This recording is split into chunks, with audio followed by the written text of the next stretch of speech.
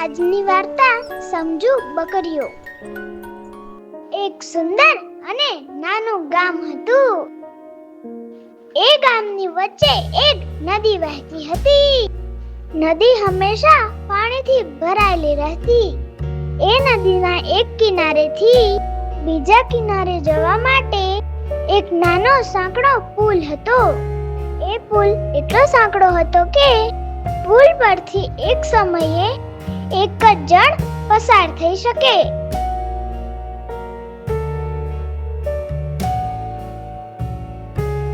એક દિવસ આ પુલ પર બંને છેડેથી બે કૂતરા આવ્યા અને બંને પુલની વચ્ચે ભેગા થયા.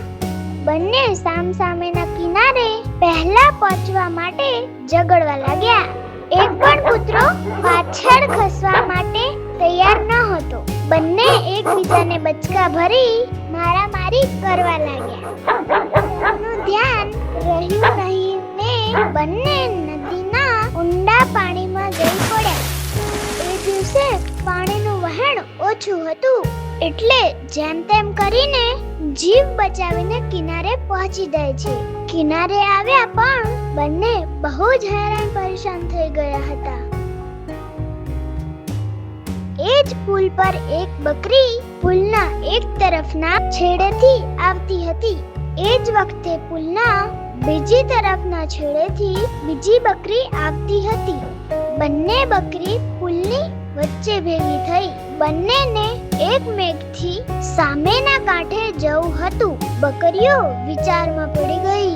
પાછા તો જઈ શકે તેવું ન હતું. એકબીજાની બાજુમાં થઈને પણ નીકળી શકાય તેવું ન હતું. બકરીઓ સમજુ હતી તે ગભરાય નહીં, તેમ તે લડી ઝઘડી પણ નહીં. એક બકરી નીચે બેસી ગઈ, બીજી બકરી તેના ઉપરથી પસાર થઈ ગઈ. કેવી સમજુ હતી આ બકરીઓ!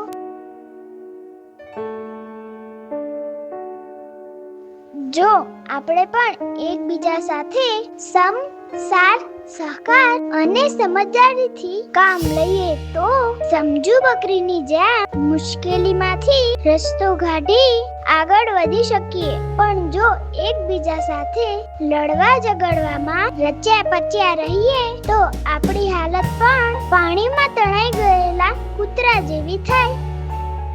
આ વિડીયોને લાઈક કરો, શેર કરો અને અમારી સ્ટોરી કિડ્સ ચેનલને સબસ્ક્રાઇબ કરો.